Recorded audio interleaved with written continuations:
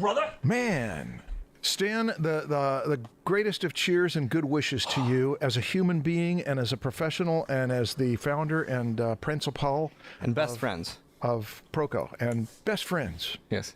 And everything. Just, yeah. Thank you, kind sir. Well, okay. Maybe we should roll the intro now that we got that out of the way.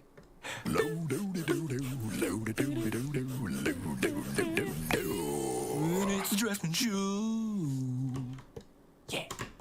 Welcome back to the podcast, Marshall. I have returned from beyond the veil to discuss a matter of vast intelligence. Not the pathetic intelligence that your meat machine can produce, but a different sort of intelligence. Intelligence of the artificial variety. That's right, Marshall. We're revisiting the most unpopular topic of this podcast. There is no escape, Marshall. Embrace your fate. What? What was the last one? Embrace your fate. Oh. It did not sound like that. No, I thought he said, "Unbrace your fight." Embrace your fight. Prepare to fight. When did you record that? I did not. Tell me more. Whoa. The anticipation. Oh, man. That was AI. That was AI. And those artificial intelligence. What do you do? Well, embrace... Embrace your fight. Embrace your fight. Yeah. That's what you do. Embrace your fight. Marshall. Yes, Stan? I wish we had your voice. Well, maybe someday. Yeah. We didn't get permission from Marshall. Which means we have to just use a different tool. Yeah. Where we don't have to get written consent. Ooh. Ooh, snaps. Ooh. Ooh. We're going to talk about legal implications of all this. We're gonna Probably, talk about yeah. ethical implications. We're going to talk about opportunities, creativity, what's going to happen in the future, the way the world's going to end. Yeah, this is going to be a 3-hour special. Oh, people will love it the way they love the other ones. You know what? We were way We were. You way too were. early. You were ahead of the time. Nobody cared. Nobody because their cared. job wasn't on the line yet. Everybody cares now. Yeah. No, not everybody. Well, some no, people no. aren't paying attention. Oh yeah, but that was Descript.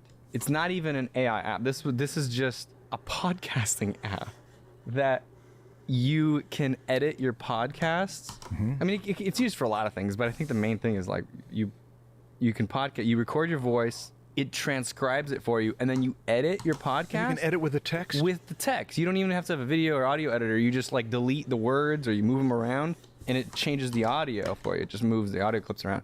But they recently added the AI voice so that if you want to actually change the words that you say, you can change it, and it sounds like...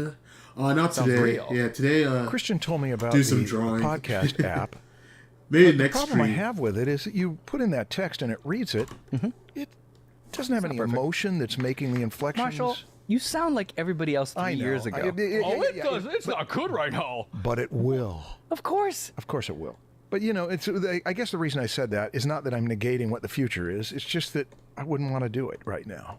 Well, because you want to wait till it's all perfect for you. Yeah, be not a late adapter, No, you but don't want a not an early adapter. definitely not an On-time early adapter. On-time adapter. Well, this is a good question. How do you define on time for adopting a new thing?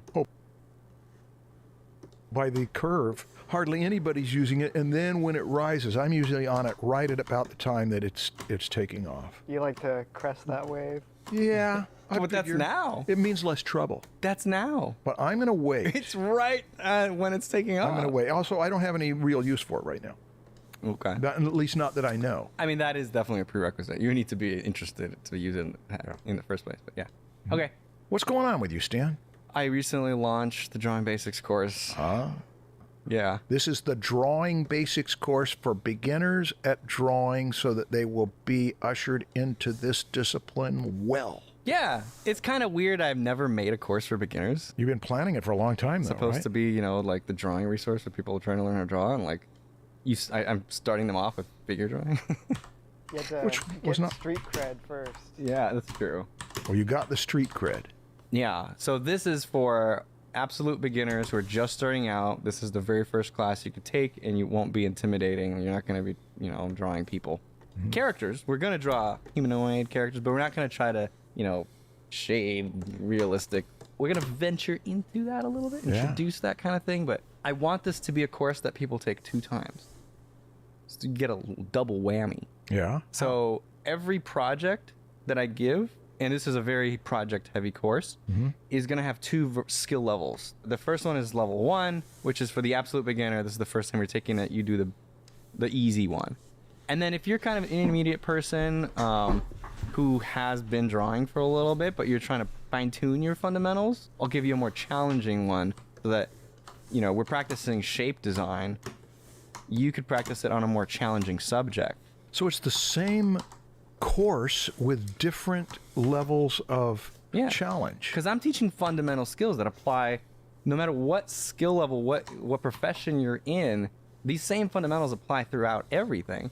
So you could practice, you should be practicing all these fundamentals throughout your entire career. That's good thinking. Yeah. Is that something you came up with recently, or did you have that in? Kinda, yeah. I've never heard you say that before, and that sounds good. This was this year, within this year, that I added that to the course. Yeah, so you can revisit it without being bored. The reason is because I know that there's a lot of people that are dancing around the intermediate areas of drawing, and the things that are holding them back are missing, holes in their fundamentals. And they will not want to take a beginner course because it kind of challenges their ego.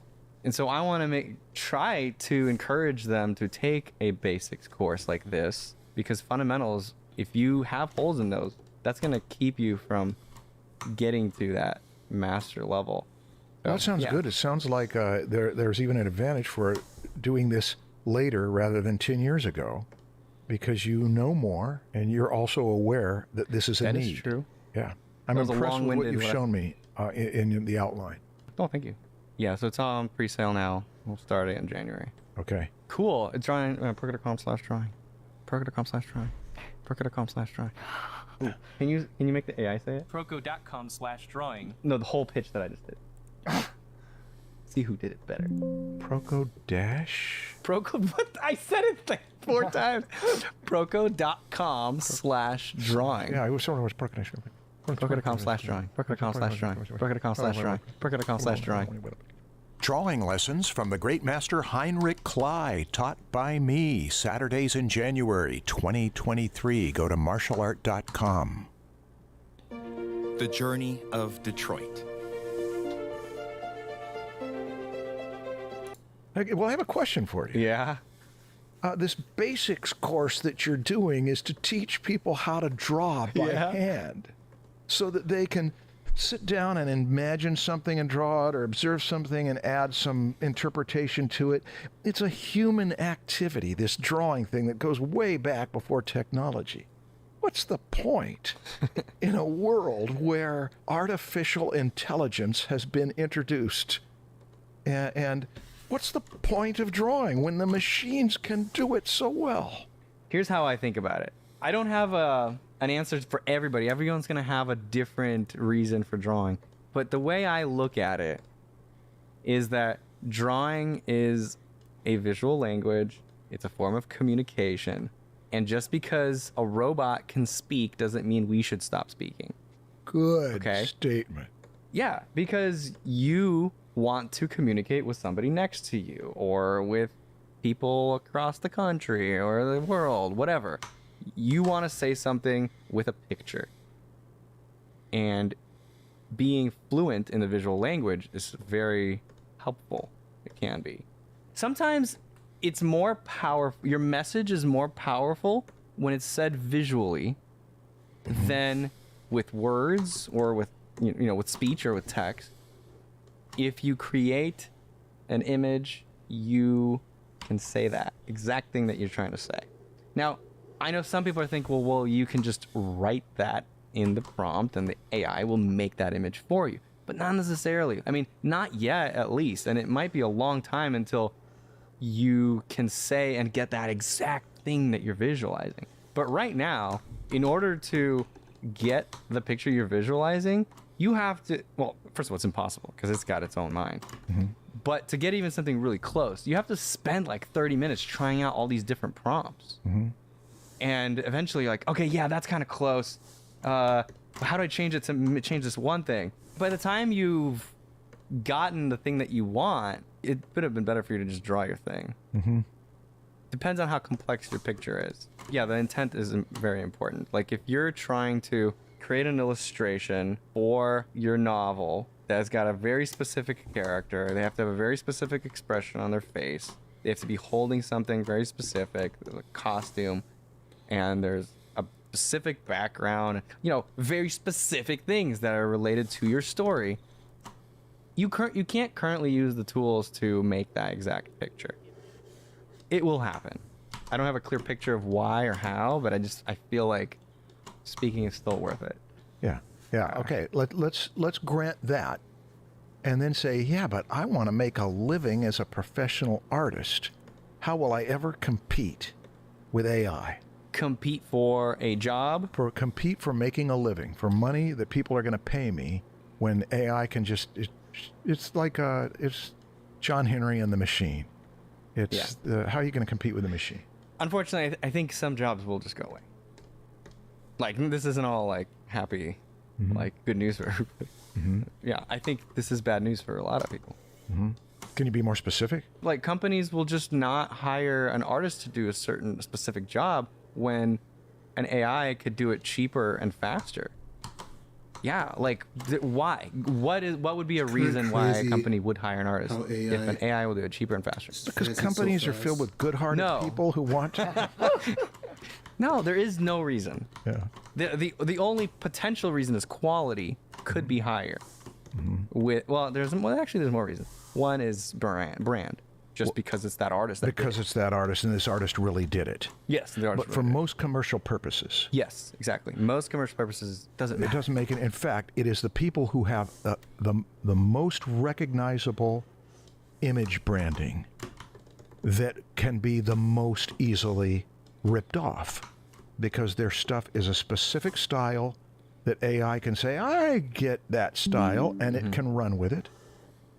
And even right now, there are several concept artists who are filling is it the database or the reference base? What do they call it, where the information comes from? Training data. The training data. Yeah. Do you know who Dave McKean is? No. He's a British illustrator and he's a designer and writer and all sorts of things. But he was one of that wave of what people called the British invasion of the 1980s in graphic novels. And lots of other things. He was worked with Neil Gaiman, and he was part of he's part of that group of Alan Moore and Grant Morrison and all them. He did the Sandman covers, right? Yeah.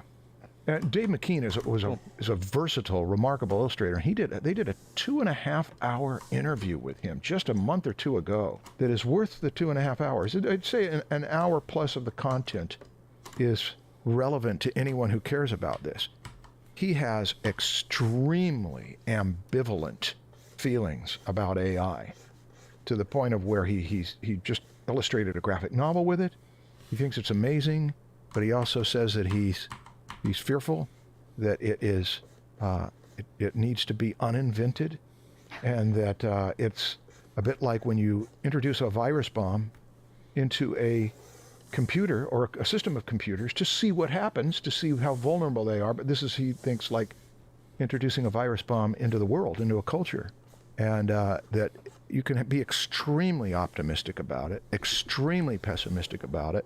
And I think that's why it's sort of dividing the culture into those who see everything that can go wrong and those who see everything that can go right. Yeah. And there's a few people like Dave McKean who are able to see both, but also have a lot of concern. Yeah, I'm kind of on that boat. I think I could see pretty clearly what will happen. I've been following this for many years now. I know. But I'm also kind of excited. Yeah. Because I've been doing it for a while. Yeah, I'm torn. It's really two completely opposite feelings towards it. Well, it's been 2.5 years since you and I had conversations about it on this podcast. Yeah. So what I'm interested in is, between then and now, I was not interested in AI particularly because it was too new. You know, it's in the experimental stages. People aren't using it.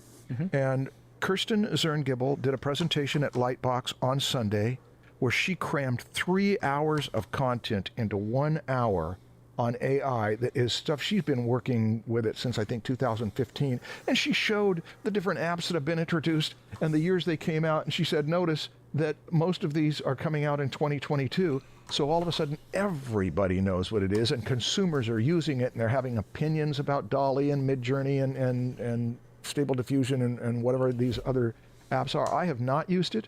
I'm not going to use it in the next year, but my conversations with almost every colleague and with every colleague, almost every human being that have been conversations for half hour or an hour is almost been exclusively about AI and how it is affecting and will affect the profession, the art-making profession, mainly, and just life. But it has really been a surge of cultural interest and mayhem. So how do you want to go about this? There's so much to talk about. There's categories we could talk about. There's too much to structure it. If we try to structure it, we're going to make a 3-hour podcast. Yeah. I think we need to just jump around and see where we end, and we might need to do another part. Kirsten did have a structure. And oh yeah, I could quickly say what it is. She started with her history and how she's done remarkable work without AI, and then how she's had a history of being interested in it, and then she showed the different apps and how to work with it, how to simplify naming conventions so that some apps have some strengths and some weaknesses, and tips for using them, because she's been experimenting with like 5, 6, 7 of them, and then the opportunities, what you can do with this, how to work with it, and then the ethical and legal stuff. So it was the warnings and the concerns came at the end. She was very much focused on because her enthusiasm for it is really high, but she has a very realistic view of the fact. One of the things that she had told me is that it's a liar's dream. I mean, there's pitfalls, there's things to watch out for, there's things that can go wrong, there's things that can be really exciting that can help. There's so much. This is such a game changer. It is such a game changer. It's gonna have really bad and really good sides to it, and it's like there's no other way. You can't have such a game changer without extreme positives and negatives. When she first told me about it, well, actually, it wasn't the first time. She told me about it several years ago and had me give her some of my work so she could show what to do. And I thought, okay, that's interesting. But it was just a few months ago. She said, Marshall, this is bigger than that. This is as big as photography taking over lithography. I said, is it as big as digital taking over? She says, it's that big. Now, as I've been hearing people talk about it, I think it's bigger than any of those things. I think it's the biggest thing that has happened in my lifetime. It's just that it's in its infancy, and so we're only seeing the beginning of it. It's extending beyond art. This is not just AI in art. Absolutely. This is AI in all intelligent things we do. That's why it's bigger. If it was just in art, it would not be the biggest. The internet would be much more influent. A friend and I tried to figure out what would not be affected by AI. We started thinking, well, maybe massage. I thought, no, massage will be affected by it. What about what kind of massage? Food preparation. Food preparation will everything. Sure. There's nothing that it isn't going to affect as it matures. It's coming for everything. Yeah. But so what you were going to say something. Well, some people are very focused on the ethical and legal issues, as they should be. Yes. And I'm very grateful that they're doing it, because the extreme negatives can be potentially padded a little bit if you start early to soften the blow. Right. Do you know Carla Ortiz? Yeah. Yeah. And you know that she is a champion of let's try to do this ethically. Which is the only way. Anyone that's trying to stop it is just wasting their time. Mm-hmm. The only way forward is to try to do what she's doing, which is realize that there's no way you can stop it, and let's just figure out the right way to do it and call people out that are doing it wrong, that are taking advantage of other people. Whenever there's a new technology, there's always this like Wild West. There's no consequences for doing bad things. Mm-hmm. And you always have to get past that in order for an industry to mature and become beneficial for more people. Kirsten gave a list of a spectrum of 7 things. Number 1, don't use AI at all. Number 7 is use AI for anything and commercial profit from other people's work without any consequences. And so the spectrum, she said she hovers around 3, which includes... 3 is what? Number 3 would be, I can't remember exactly, but but one of them was do not use living artists, do not reference living artists. Why limit it to living artists? Because after an artist dies, someone else still has the rights to That's right, the that estate. copyright. Right. And it can hurt whoever has that right. It Right, could be which- a whole group of people that. Which would be just a little gradation there of don't use living artists for the last 100 years, or that yeah, are still, then it becomes public. Yeah. Yeah.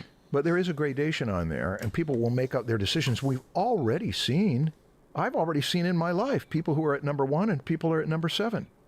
It doesn't make any difference. I'm going to use this, and I don't want anything to do with it. So the spectrum, the fact that she took the time to go through that spectrum, made you recognize that we've got something that can slide and that needs to be worked out. Yeah. Do you want to talk more about that kind of thing, or what did you want to talk about with AI? Marshall, have you played around with any of the tools that everyone's talking about? No, but Dorian Eaton in a Skype call asked me to give it a prompt. Okay. And I said, Winsor McCay and African architecture. And in a matter of a few seconds, he showed me, I think it was 3 or 4 iterations, one of which I recognized right away, which image of McCay's it was referencing. And they were things I would have never predicted. And I remember, I thought about it since then. I thought, that was extraordinary. How it made combinations I would have never guessed. Yeah. And I did the so same just now, by the way. Oh, really? So you'll get different Yeah, I images. just did a cover illustration of a podcast with 2 hosts at a table with microphones by Dave McKean. Really? Yeah, right after you mentioned Dave McKean, I did it. Can you be more specific? Draftsman Podcast, illustrated by... I felt like it wouldn't know what Draftsman podcast. It would just take the word Draftsman and probably somehow incorporate it. So you're experienced with this enough to know what prompts work and Yeah, which prompts the don't. art of the prompt is a whole other skill I think people need to learn. Okay, maybe we should wait a little bit. Oh, wow. So Wow. scroll down. What a trip. Yeah, there's a like it gives you several, What a trip. and you can keep iterating on it. And that happened in seconds? Yeah, specifically, I'm using Midjourney. We'll show it on the screen. It gave me 4 options, and I just upscaled all 4. Did you just violate Dave McKean's rights by doing that? No. Me as a user, I don't think so. I think that the violation would potentially have been using his copyrighted material in training the algorithm, not in using the tools. I don't know. Because you're saying because I used his name in my prompt? Right. Well, I guess... Hold on. This is complicated. That's a complicated question, man. Yeah. So you're saying where does the responsibility fall? The people training the data, making the tool, or the people using the tool? Or both. Or both? Man. Well, I'm asking out of curiosity, genuinely. Dave McKean's unlikely to watch the Draftsman podcast. Yeah. But it makes me wonder if you use anybody's name in a prompt, how much you are violating, stealing from, referencing them. I mean, if you use Norman Rockwell in a prompt, is the Norman Rockwell Foundation or the estate? Yeah. I wonder where the law will settle on this. I feel like it must be dependent on how you use what the results you get. Like if I use his name and then I get a result and then I use it commercially, maybe I am violating his. Well, that would sure right. sound like it. Yeah. Yeah. If I'm just doing it for fun, like right now, I'm not going to do anything to make money off of that. Yeah, actually, we aren't making money off of this podcast anymore. We dropped all sponsorships. This Isn't is that just great? So yeah. I don't think I'm doing a commercial thing. Okay. Let me tell you what I've Yeah. Woo! as a non-user. feel Let me good. tell you what I've observed. Every article that people have sent me to, where they do, and I'm talking about in mainstream media. Yeah. Every article that they've sent me to is focused on how it's going to affect industries. I'm talking about art in particular. Yeah. And legal issues, and the metaphors they choose, because metaphors, just calling it AI, in a way you're using a metaphor. You're saying it's a machine with a brain. But one of the Called machine ones... learning. Yeah. That's the method. One of the metaphors was that it is a washing machine of intellectual properties, Yeah. which tells you nothing about how to use it, But it does tell you that if you got a group of people that are all putting their stuff in the same washing machine, or people stealing it and putting it into the same washing machine, you're going to end up with socks that get the red stain from somebody else's sweater and all that. And so what it's really pointing to is that as a washing machine of intellectual properties, it is pointing to the legal profession. We're going to need millions of lawyers, or we're going to need to train AI as an attorney to decide who owns what and how you're going to sort through that complex laundry. It doesn't give us any hints. That is the thing that is on almost everybody's mind, and it's in all the articles, is how it's going to yank people's jobs away. And what I mentioned earlier, if you have a recognizable style, every 10 to 20 years, the carpet gets yanked out from under people who have had secure professions. And the people who are damaged the most by the yanking are the ones who've had their feet most steadily on the carpet. And when it gets yanked, there are going to be people who others say, hey, we can get on it now and start to do their thing. So there's this cultural revolution that some people will embrace it, some people will be ruined by it, some people will be like what I'm doing. I want to watch. I am interested in what every professional is responding to it, and I've seen the whole spectrum. I have a thought here. Go ahead. Potentially.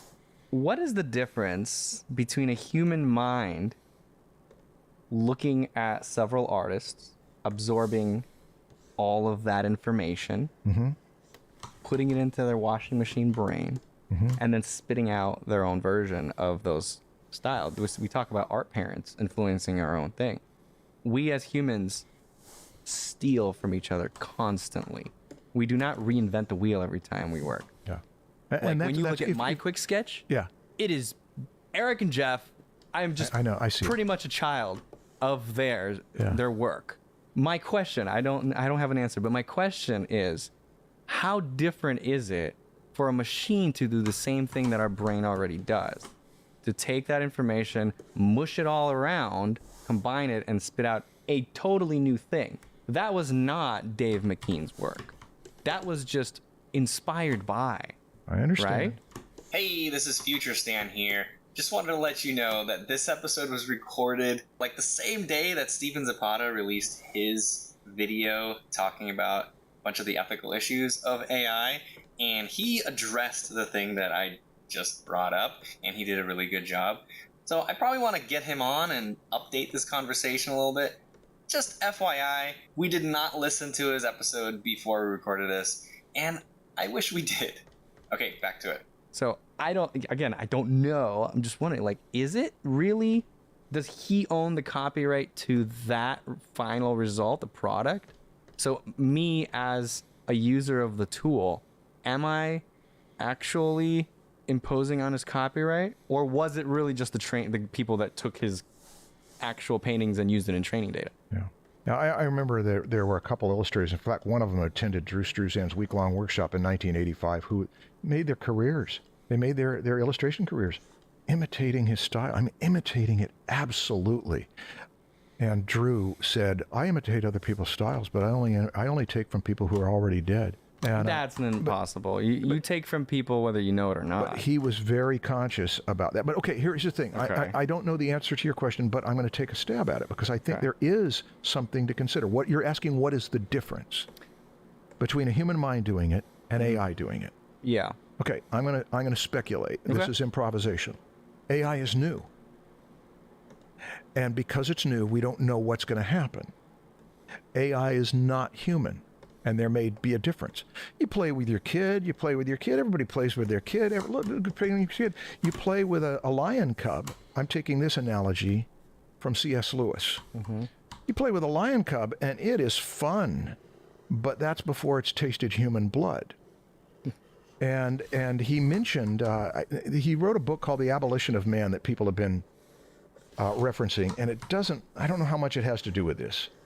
C.S. Lewis's book, The Abolition of Man, is mainly about the fact that classically education was about training people not just in technical skill, not even primarily in technical skill, but in moral discernment about what is the good life, what is good, what is best for us to do with our technical skills. Are you saying people should not be allowed to play with lion cubs? No. This was in a separate essay, and I'm sorry I'm doing all this from memory. He was pointing out that the sciences, when they began in that revolution of we've got science, it's working, it was a trick. You can do cool stuff with it. But it was not until we started to arrange our lives around what we could make. And the first science fiction writer was right on the heels of that. Mary Wollstonecraft Shelley wrote Frankenstein when she was like 18 in the early 1800s. And you can make an argument that almost all science fiction is Frankenstein. Is that we create something with our sciences, with our technology, that we cannot control, that becomes bigger than what we can control. So it's a staple of science fiction. Now, I want to go back to I wandered off the train of thought. The train of thought being AI is not human. So we may be entertaining something that is a beast that will eat us alive, and we cannot predict. We can speculate, but we cannot predict. Some people will be better predictors than others of where this is going, and so there is a legitimate concern that it's going to do what it does in ways we don't know yet. So we ought to at least prepare for that. When I asked the question, I think it specifically pertained to the ethics of using someone's copyright.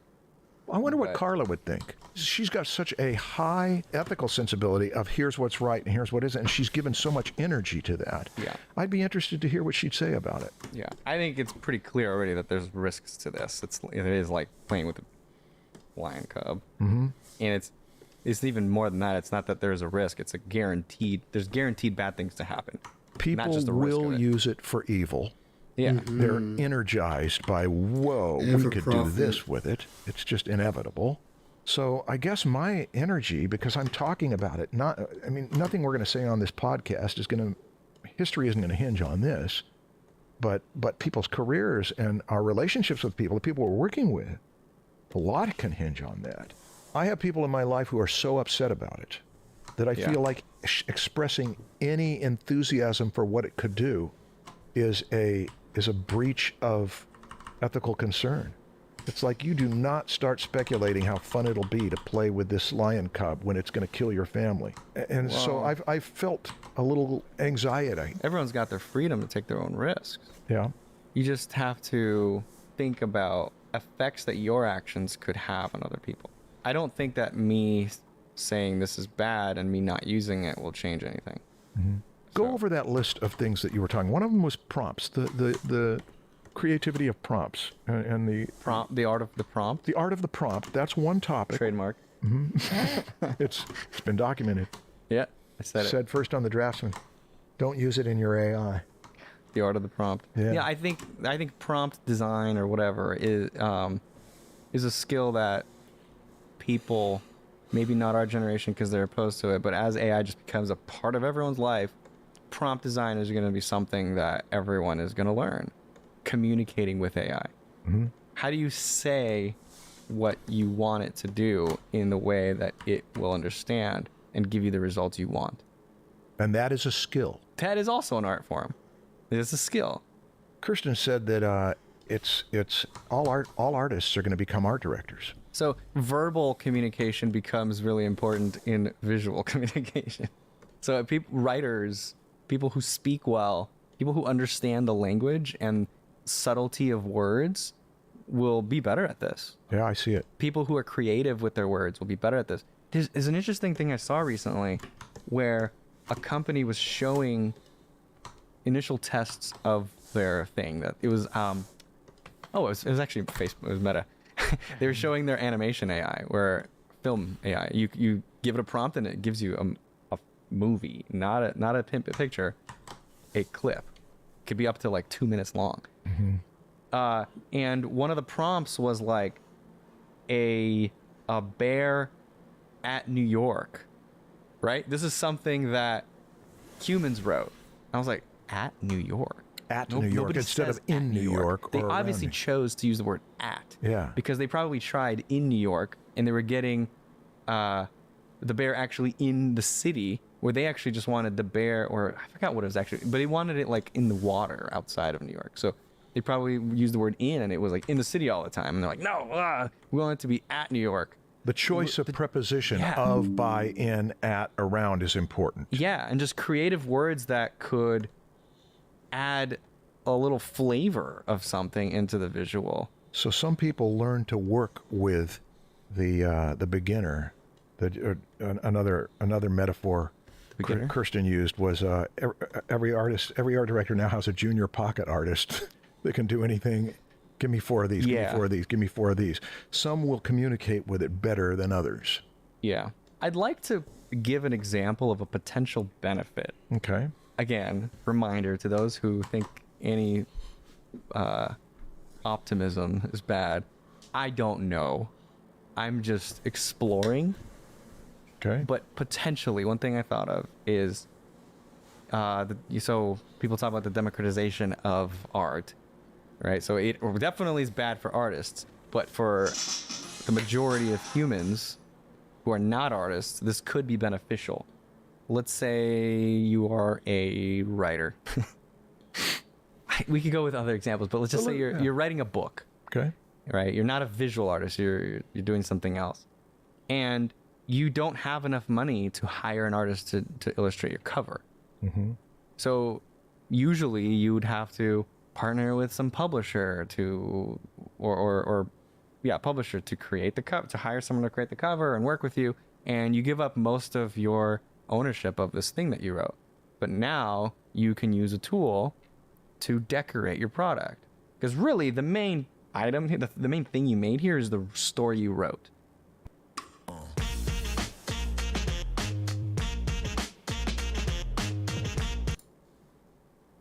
And the cover is decoration. Not always. Sometimes the art could be very much part of it, but it doesn't have to be. But the illustration exists because of the story. Yes. The writer can choose whether they want to partner with another artist because it's important in whatever they're creating, or if it really is just decoration, where it's like, I need a cover because it's part of selling a book, and I can make it good enough, and I don't need to partner with another artist or hire an artist. And so they can. Now they're enabled to create a book and have a good enough cover. Maybe not yet, but a few years from now, they could have a cover that's really good, nice looking, that goes with their story, and they could sell it and self-publish. I don't think artists or anybody being able to create and do their own thing is bad. Like, the internet did a lot of bad things to society, but it also enabled a lot of us to be able to make a living being our own artists. Like me, I'm able to teach without a TV studio and without a radio station and all the other things that were limited. Yeah. A lot of artists, everyone at these conventions that we go to, they are able to have an audience because of the internet, right? Mm-hmm. So there's a lot of things that happened in the past few decades that have just enabled people to do things on their own, to create their own careers without giving everything up to a large corporation that does it all for them. Okay. I think that AI Thanks for the likes. Appreciate could. That. Cade Snow? I don't freaking know, but it could lead to some more of that for people who are not visual artists. Yeah, I think it will. For exploration's sake, let's flip it around. Okay, yeah. I'm an illustrator. I've done this amazing illustration. Yeah. I need a writer. I'm not a writer. I'm going to feed this illustration into AI and have it concoct some stories. And it's like, whoa, I do not ever need a writer again. Maybe not now, but in a few years. Yeah, and I'm an artist. I can't afford a writer. So either way, if the AI didn't exist, I would not make anything at all. Mm-hmm. I would not write a story, or I would just write a really crappy story and it would go nowhere. Mm-hmm. But now I could use my skill of creating a visual thing and have a good story that goes along with it. And now I can have a path forward. And then once I make enough money, I can maybe partner with a writer and or pay a writer to do a better job, or just a more genuine human job. Let me tell you what I smell in this conversation. I know. I smell fear. Yes. I smell concern that this is going to be a polarizing thing to even bring up. It goes back to my concern of, do you show any enthusiasm for the positive? Do you only show dread for the negative? I'll tell you personally, if I think about the negative side of AI, I don't know that emotionally I would want to go in that direction for too long. What do you mean? It's just too terrifying. What is AI in general? Well, yeah, AI in general. Because you're talking about something that when it accelerates, I understand that the consumer AIs, for example, don't know perspective that well. They don't really understand rendering in perspective. They're trying to figure things out by looking at flat things and trying to get some logic about how gradations happen. But if that's the case, how long would it take for AI to learn everything that Blender and Maya and ZBrush and everything else know? In a few hours, a few weeks, a few months? A few weeks. Kirsten is putting in her own work, training it on her own work, and having her give it iterations of her own work, which that does sound really exciting. Yeah. She said it's like seeing a caricature of your own work. We trained it on my voice. Right. Yeah. And that seems to me perfectly ethical to do that. Yeah, I own my voice. Right. But I said, can you make it so that it'll take, I can do some watercolor washes, use that texture, and take some line quality, use that line quality. Take some rendering styles where you might put the core shadows around the edges as opposed to in the middle.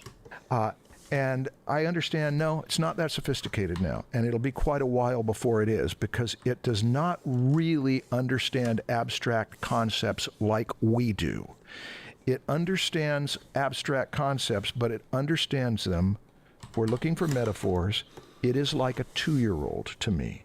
It is audacious, fearless. Well, try this, try this, try this. It's occasionally brilliant, as 2-year-olds are, but a lot of stupidity.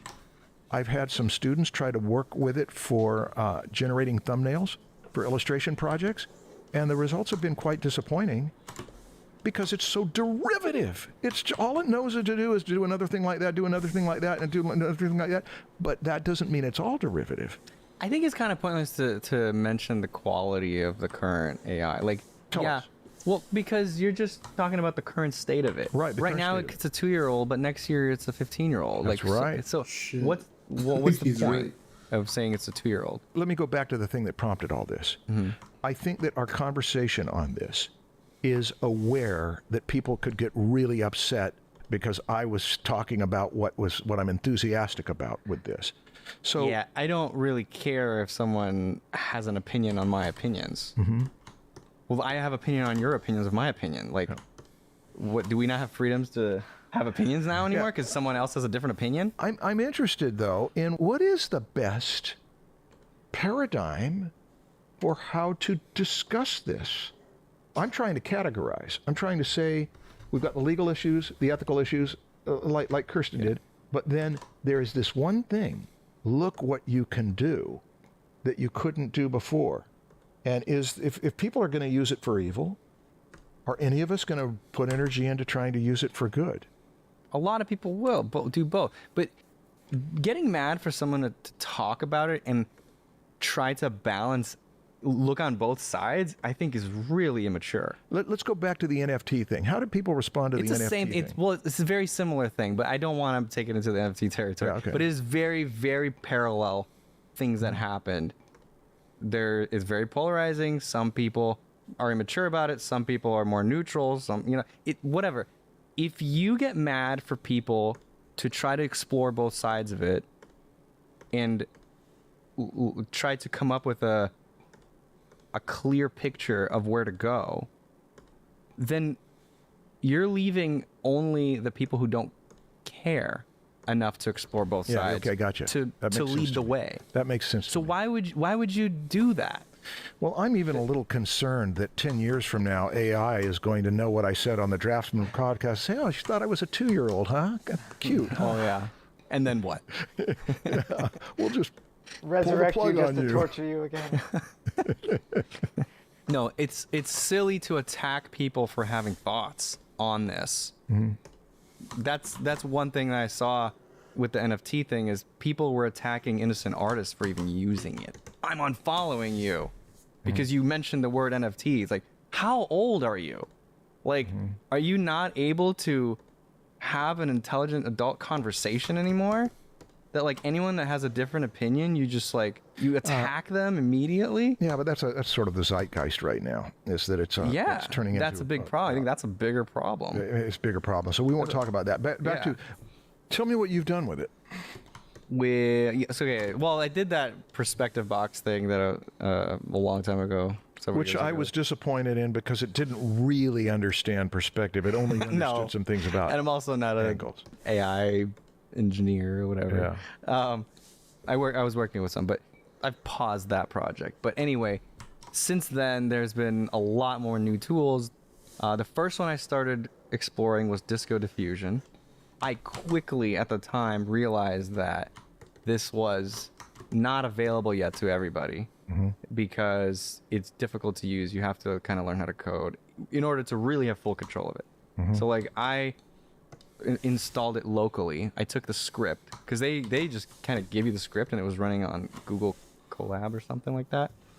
But I took the script, I installed it locally, and I started running it locally.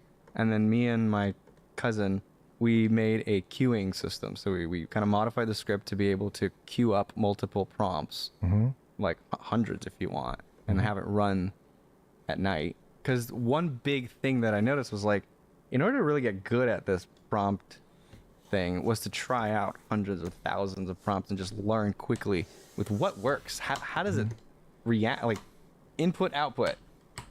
I need feedback. What leads to what?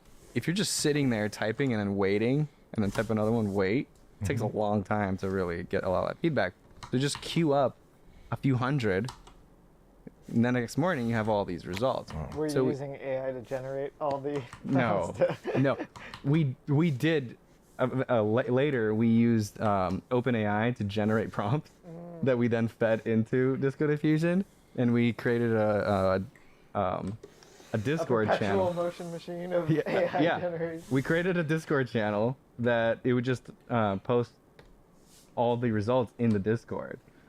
So we would just like check in every once and we're like, oh, those are cool prompts. These are cool images. It was fun. But then after I realized, damn, it's really time consuming to create all these prompts to queue up. Yeah. So let's create a batching thing where I can put a bunch of keywords of styles and subject matter, and it will create a prompt, a version of each possible combination, and it would be thousands. I created a series where you can take like a logo, let's just say the Proco logo, the P, and then you can feed that as like an initial image. It will blur it, and it will start that as like the image it needs to modify and make it closer to the prompt. Disco Diffusion allowed you to do that. Kind of give you a blur. Start with an image, and then push it towards something. Okay. So I can take a picture of your face and say, a young man. And it will change it, and it'll try to push it closer to a young man. Which actually would be funny. Let's try that. It would be. Yeah, I wonder whether its guess would be at all close if you compared to my young face. Maybe. Yeah, well, that's actually pretty... It also just generates something different every time you try it. So it's kind of, random. But I took Christian's face and I put like pimple faced, like ugly something. I just gave it like all these negative things, and it was pretty funny. But back to so you can take the Proco logo, you can give it a bunch of different colors, different variations of the thing, and then you can create a prompt template that's like this style with this subject matter. So you just say this is an ocean of fish, or a koi pond, and then you give it a style. It's like Picasso-ish or whatever, or it's like Rockwell or fashion, and you create these thousands of combinations, and then you just batch it all, and then you get these beautiful images of like the Proco logo. With it's like an ocean, but it's the logo. It's really cool. It was really exciting to see that, because like a human wouldn't. I mean, they could, but it would take them years to do this. But like, right. Now I would never hire an artist to do this, but it's really exciting to see that. Yeah.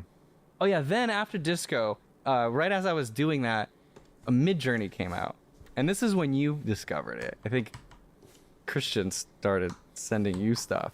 That's right. So this is just this year. This was the summer. Yeah. And there I started this is when I started collaborating with the AI. This is when I was like, this is fun to paint over these, because I created like a series of little skull renderings in different themes. And then it would always have problems with it. Like the skull would have like 17 eyes or something, and like the nostril was actually, it looked like another eye, or it had like 4 or 5 holes in the nostril. The nasal cavity, not the nostrils. And it would look like warts or something. And I'd be like, this is weird, but like the overall composition is wonderful. And so I took Lane Brown's, he has a brush pack that he gave me that he's gonna release soon. That is like awesome oil painting brushes in Photoshop.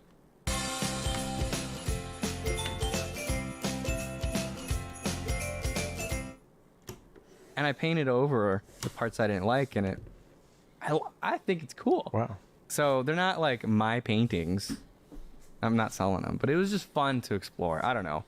There was definitely a playfulness and excitement for creating pictures that I haven't felt in a while. So, and a lot of people I was doing this with felt the same thing. I know. And we all already had experience with painting. We could paint our own pictures, but this really allowed us to explore very quickly lots of different concepts. And go in whatever direction we want quickly. And it is exciting. It is exciting in that way. One of my friends who's a concept artist for a big movie said, it's my lightning button. It generates lightning and shakes everything up, gives me another, and it gives me another. Every time I push the button, it gives me new ideas, gives me new stuff. Yeah, and you're using it like kit bashing. It is like kit bashing, yeah. And again, like the ethical part of it, like, yeah, I was putting in artist names for the style. Like, I don't know where that's going to end up, but I'm also not selling these. I was playing and seeing where it went, and I was having fun. When it becomes a corporate thing, it becomes more serious, and that is something to definitely consider how to best proceed. There's one thing we didn't bring up at all, which is AI art, which is the least interesting question of them all. The ethical and legal issues are important. Whether AI is art, it just seems irrelevant to me. It's like, is illustration art? Is digital art? It's like, okay, well, you can debate that all you want, but it's not interesting to me. Yeah. And then the thing about, back to your basics course, one of my friends said, finally, my lack of talent, dedication, and skill will not get in the way of realizing my artistic vision. But there is something about that. I never studied music. I don't know how to play any musical instrument, but I have musical thoughts and have all my life, and wish that I had studied music. And so there's a part of me that when I look at how much Stephen Sondheim knew about musical form, how deeply he studied Bach and Ravel, how he really got a grip on it emotionally and technically, and how that made him into one of the most versatile composers that ever happened, it makes me think, well, I can't do that, because when I was a teenager, I didn't start learning it so that by the time I was in my 20s and 30s, I had command of all of it. But it may be that I could experiment around with some other people and say, let's see what we could do by having AI, by collaborating with AI to make songs, to make funny music and that kind of thing. So there is a part of it that I feel like the friend who said, finally, my lack of will not get in the way. I think that experience in communicating visually definitely leads to better results while playing with the AI. Like, if you just compare a really experienced artist looking at an AI-generated image versus someone who's not an artist at all, an experienced artist will see it and immediately they'll know what they don't like about it and what they like about it, and what they want to change. Right. Whereas an inexperienced artist or someone who's not an artist will have no idea. It's like if I tried to generate music with AI, I might be like, oh, that's kind of cool, but I wouldn't know what to change. I don't know any music rules and what makes a good song, and so I wouldn't know how to lead it. I wouldn't know what to tell it to do. But because I know how to speak visually, I could lead it towards a certain way, or I can collaborate with it where I generate 20 images and then put them together literally in Photoshop, where I'd be like, I generated something and then I was like, I like this composition. Now I don't like how it did that monster witch thing in the back. It's kind of like, it looks weird. It's a blob. So then I start playing with just trying to make a witch. And then I lead it to that and be like, yeah, that's a cool shape, right? And I can identify a cool shape that will match that composition, that will create a gesture that I'm looking for, leading the eye. And then I'll put that into the composition. Then I'll do something else. And that tree is really distracting. What's all these branches? They're ugly. Generate a different tree, put it in there. Like, these are things that an experienced artist can identify as a problem in the composition. Somebody else wouldn't. Now, I don't know how long that'll last. Eventually, you just got a question bad for you composition, about it. good composition. I got a question about it, because what you're bringing up, the keywords of what you're bringing up are taste, discernment, judgment, aesthetic judgments, emotional judgments. Are we headed in the next few years to where AI will learn that Stan's tastes are this way, Marshall's tastes are this way, Kirsten's tastes are this way? I don't know. And be able to make decisions like an art director makes a decision for a client. Maybe. Oh, I know they won't like that kind of thing. And they're able to guide it in that way. Can AI come to the point where it says, oh, Stan would really like the way, he didn't like those complex trees, they were ugly shapes, but this is a beautiful shape, and I know what he likes. Maybe, but I don't think it will be all that good at it. For example, you can compare it to like social media news feeds, where we train it to our tastes all the time, but it can be bad. It can overcompensate and just give you things that you're used to. I notice when I buy any or any kind of movies, it always figures, well, he likes that actor, which the actor is the least important thing to me in the movie. But every movie that has that actor in it. But it makes me wonder, are you going to eventually learn that I don't seek my movies by actor? And I don't know whether it will or not, whether it can put in its database, he's starting to seek it by other factors. Yeah, and it depends. I think it'll take the AI posing questions to the person, like when we get to that level where they Do can you like want ask it for Do you want the feedback, actor or the writer or the director of the year or the studio? But sometimes you want to just discover new things, not just give it something it thinks you'll like. It just depends on what your goal is there. I don't want my social networks to always just give me what it thinks I like. I want it to give me things that other people like. All right, but if you're the art director, you're the one who makes that decision. I remember I had an art director I worked for that I loved this guy, but we were having so much trouble on one job because he had a creative director, and he explained to me that every decision this creative director makes is bad.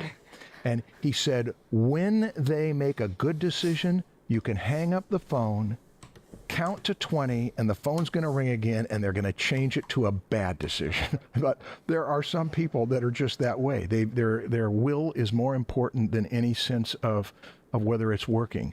And I think that the junior pocket artist, there are good art directors and there are bad art directors. They're good creative directors, they're bad creative directors. So there is something that we're obliged to do if we're going to use it. How are we going to be the arbiters of taste? Everything a 2-year-old does, 90% of what a 2-year-old does is embarrassing or challenging, but occasionally you get those great things, and that's what you want to put on the video, that's what you want to remember, that's what you want to tell the stories. Yeah. I'm going to make a prediction of a tool that will happen that everybody in the world with a phone will be using. I want to hear. In the next few years. Go.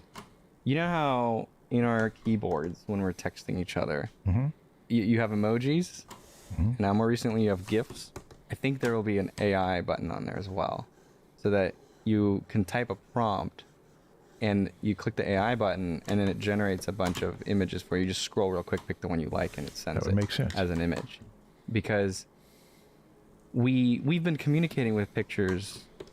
Everyone's been communicating with pictures recently quite a bit. They were emojis. Right. And it kind of changed things. We can show emotion now with a little smiley, or with a heart, or with, thank you, or whatever.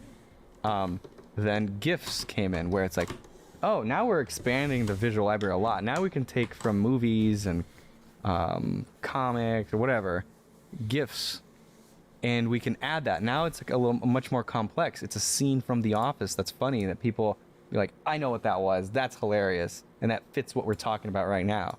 Much more complicated than an emoji. And then with AI, you can now direct it much more. And if it gets fast enough where you literally can just type a sentence, click in the button, and you have 100 options to choose from, and you can quickly just pick one that fits, that is now an improvement to our communication. That is a very likely prediction, I think. It makes perfect sense. Yeah. It's like upgraded Bitmoji, Yeah. generated version of yourself, Yeah. and set your own prompts for it. Yeah. Oh, yeah. And we might be able to even teach the AI like what we want it to represent us. Yeah. I could be like, me doing this, and it'll just get me correct every time. Me as a cartoon doing this. Me as a Pokemon.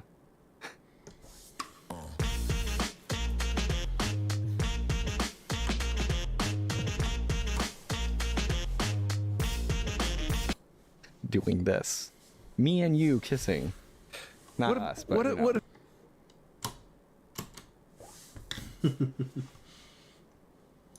Yeah, I'm talking to my wife. I understand. I'm texting my wife. What other Yeah, my waifu. what other professions have you paid attention to for how this affects them? Health industry. The health industry, absolutely. It's just going to be amazing how healing could be augmented with AI. Surgeries. It's hard to find an example it won't. That's really the question there. I thought about detectives. I mean, even the fact that it doesn't understand 3D space, or these versions don't understand 3D space yet. A detective has to figure things out. You've got access to 1 million Sherlock Holmes all working on it that can say, is there a 3D component to this? And you can explain to the AI that if the character was wounded or they've been running for 20 minutes from the cops, that means they're going to slow down, and it can figure out how many steps. In 12 Angry Men, they figure out how a potential thing could have happened by reenacting it. You've got a detective has AI, but so does a criminal have AI to figure out how they can get around all that. So we've got kind of superpowers that are being offered to everyone who wants to use it. Yeah, but notice how when we think about industry or professions that it affects, whenever we think of an example that is not our profession, it seems like a positive thing. Like, whoa, I can get a better doctor that'll know me better. Yeah. Or, oh, it'll solve crimes faster and we'll have safer neighborhoods. Oh, I can get a more dishonest politician who can succeed above the others. No. We don't think of that when we're thinking of examples. We usually gravitate towards how will it affect this industry, and oh, that's exciting. I'll have better movies. I think it depends on the predisposition of the person. I guess so. For how they think about it. That's true. I mean, when I have these conversations with my friends, it always leads to like, oh wow, that's cool, because it's like, I'm not gonna lose my job as a police officer, but someone will. There's no threat to us in somebody else's profession that we can see. There it is if you really think it through. Yeah. Like if it creates better books, or if it creates movies and animations that are better than what humans can do eventually, and they all lose their jobs. I don't lose my job. I don't make movies, but it could improve my life because I get better movies. This is why I'm thinking there's no way to avoid it, because every industry where there's jobs lost, you'll understand why. Everyone who is not in that industry gets an improvement in life quality. You'll understand There's also the and it's ultimate positive, which is the jobless society where nobody has to work to live. The first thing that you brought up when we talked about it was that one of the first things you brought up was that it's a universal basic income, and that's come up more than once in conversation. Yeah, you talked about when AI is doing all the jobs for everything, we're going to have universal basic income, and I've heard more than one person mention that. They might have even mentioned it on that Dave McKean interview. The problem is we're gonna have to live through many decades or more of an in-between. Oh, it's gonna get worse before it gets better. Yeah. It's kind of like when digital art or photography or kit bashing kind of replaced movie posters. Remember when they used to all just be paintings, and all of a sudden it just became like Photoshop 1990s crappy movie posters, and it was just this in between. Now we have pretty decent like movie posters. Do we? Kind of. I mean, listen, well, no, seriously, when I scroll through my Netflix feed, I'm not like disappointed, and I'm not like, oh, I wish these were all hand painted. Yeah, I don't think like that. Okay. I don't know. I feel like they're fine. Okay. Let me open up my Netflix. Let me see. Let me test this. All right. Let me see if they I fall like. in the realm of good kind of. Yeah. On a similar subject, like when CG was first started being used in movies, like right after Jurassic Park, just oversaturated, going hard on CG, and now we're finally in the period where like we're trying to blend CG with practical effects more again. Somebody said that you cannot compare AI to any other previous innovations because it's so huge. It's such a game changer that it is a game changer. It's not like we've changed a rule in the game. We've changed the game. And I can grasp that. Here, like, for example, Sandman. Like, it's not hand painted. It's like a photo of someone. Marshall, is this a horrible cover? No, it's not a horrible cover. No, that's what I mean. But I've seen it many times. Huh? I've seen that thing of a cloaked figure, a shadow figure with a faded atmospheric background, and the contrast of the organic and the sharp edges. I mean, it's kind of a cliche. Sure, but it's like, it does the job. Do you really wish it was hand painted? Oh, no, I don't wish it was No, that's what I'm hand-painted. saying, is like, we lived through a decade or more of really bad. Like, most of them were just really bad. They were bad. But now, like, that whole industry has improved. Like, they're still photo bashing, but they're doing a way better job of it. But in the next 5 to 10 years, just think. What? Of what movie posters can be. Sure. No, all I'm saying is, we're going to live through an in-between that absolutely sucks. Yeah. Where you've got the bad stuff's happening, and we haven't learned how to make it good yet. And everyone's going to think, this is horrible. There's no positives to this. And then it'll improve. That's how technology usually works. Like, the first several versions just suck. But then there's people who see the future and keep pushing forward, and eventually everyone's life improves and everyone's grateful for it. Yeah.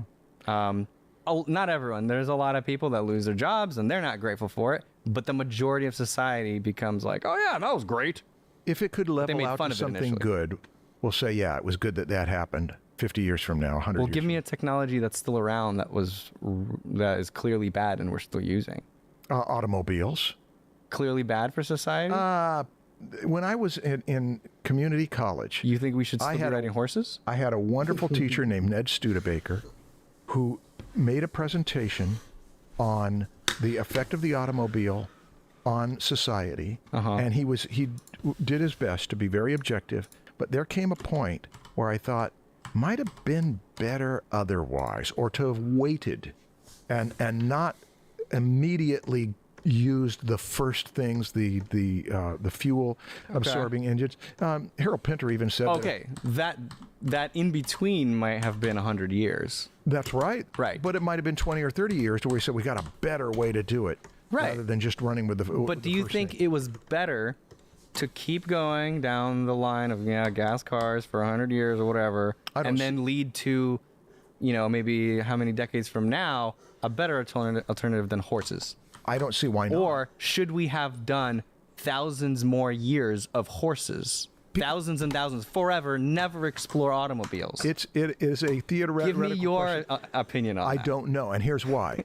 Horses were great polluters of the environment. Horses were tremendous expenses. Horses had all sorts of trouble. What would horses? Horses weren't fast enough.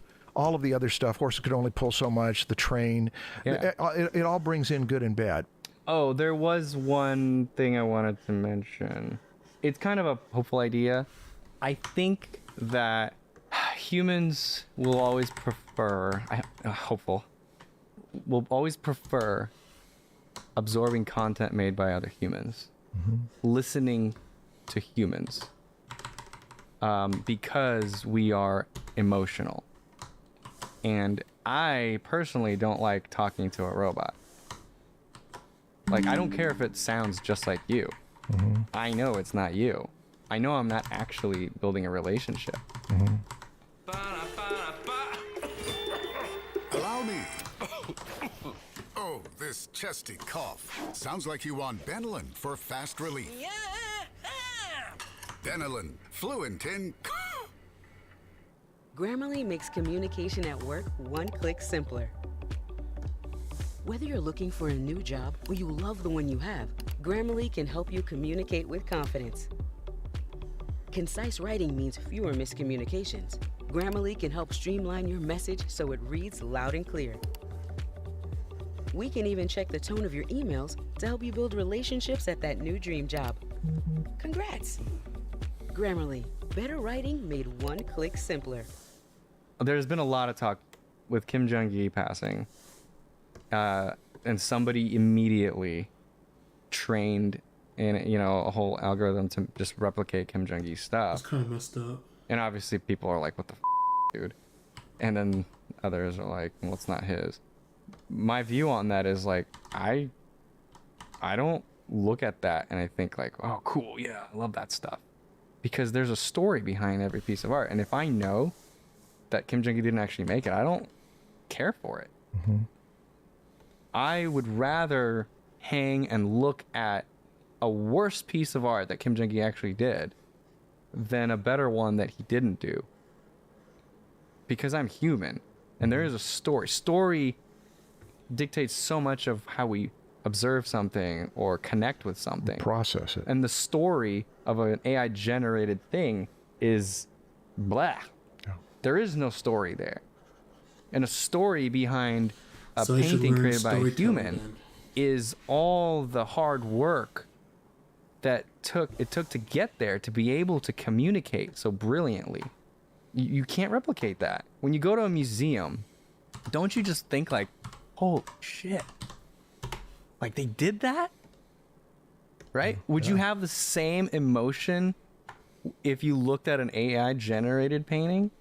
I get where you're coming from. I could have the same emotion with the content, but I would not have the same emotion of what happens when I love filmmakers and I just kind of want to know that, oh yeah, they made that movie. That one made that movie. There's something about the love of the fact that this music came from a particular person who's done the other music too. Yeah, I know what you mean. Yeah. It's like you don't want a love letter that's been generated by a machine. Yeah, it's fake. There's no real emotion there from the person. It doesn't mean anything. It's like, cool, this I know thing this looks says weird, but you guys I am will understand loved. it later. Does that matter? It's for an audio clip. Those words don't matter. There's nothing real behind it. You might fall in love with someone's art so much that when they create something bad, you like it anyway. My Instagram, Twitter. Right. It happens all the time. Yeah, it does. Because we are humans. We're emotional. Yeah. We're not completely logical. And that's where I have that hope that this actually won't completely remove humans from communicating with pictures. Mm-hmm. That, like, it doesn't matter if robots can speak. So can humans. I'd rather talk to a human. Yeah, rather have a relationship. Yeah. So that doesn't solve the more technical professions for art, but it does kind of save, I think, the art of picture making or visual language. Okay, I have a thought that runs on that. That's as optimistic as assuming that this thing you want to play with is safe and legal and ethical. Now, what would you do with it? Dave McKean said in that interview, about an hour and a half in, said nobody's making album covers anymore, something like that. I mean, who would make an album cover now?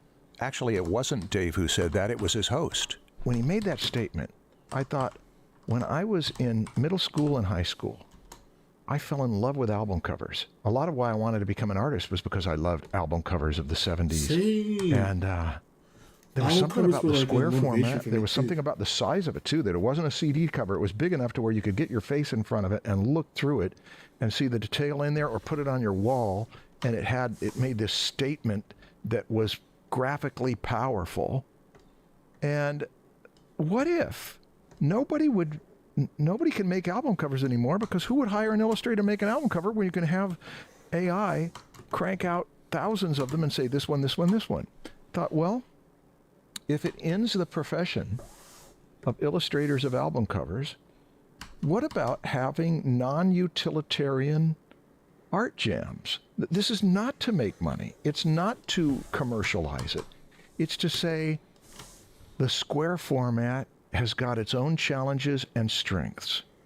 Wouldn't it be interesting, since so many of the great album covers, when the album covers started to get great in the late 60s and in the 70s, so many of them were surreal. And one thing AI does very well is surrealism. Mm-hmm. Yes, because it's a hallucinatory dream going on in that mind. Yeah. So if you were to really play for an hour a week with let's try this with some friends, I think it could result in fascinating imagery. Non-utilitarian, we're not trying to sell an album cover, we're just experimenting with a square format of a certain size and surreal images and seeing how creative we can be the prompts. I think that would be a ball. Yeah, that's exactly what I was doing with my friends, that we would each create a little series and we would share with each other and give each other ideas. Yeah. It was very fun. Anything else you want to say? Yeah, kind of general advice, and this is advice for artists that don't have technical job. Mm-hmm. The one advantage we have is being human. We really need to play that up because what I was just saying, how people will most likely want to connect with you because they follow you because you're a human. You actually made the thing. Don't hide behind your art. Lean into the fact that you are human and try to be a personality. Have people follow you because you are an artist and they like your work and they want to listen to what you have to say and they like your images. That might not solve it, but I know it will give those people a higher chance of growing an audience and being able to make a living off of that because they will buy whatever thing that they sell, or people will hire them for whatever visual problem they can solve. Robax relieves pain and relaxes tight muscles. Take back your back with Robax. They'll be better art directors. They'll be wiser art directors. Well, not necessarily. You don't even need to use AI art to make your art. Okay. You could keep painting with oils. If you don't take advantage of the fact that you're human, you'll have a lower chance of actually people actually following you. Mm-hmm. Don't just have your paintings speak for themselves. Like, they're visually nice. Mm-hmm. Because the AI can replicate that. And it can also have visually nice paintings. Mm-hmm. But if people follow you because they like you and they like your art, they'll keep following you. Mm-hmm. So be a personality, use social media, be transparent with who you are and be true to you, and I think you increase your chances. I mean, that's my plan. Okay. That sounds good. That's my plan. I want to do that too. I'm figuring what am I going to use it for? I'm going to use it. You're already doing it. I'm going to use it as a teacher. Yeah. And I want to see, is there a way to use it as a teacher to be better? The stuff you brought up 2-3 years ago is stuff that interested me as how will you use it? It's a feedback model that does not have an emotional relationship with the student, but we can use it. You're bringing in a cold-blooded analyzer to this relationship. AI doesn't care about your feelings, but AI may give us some insight into what you need.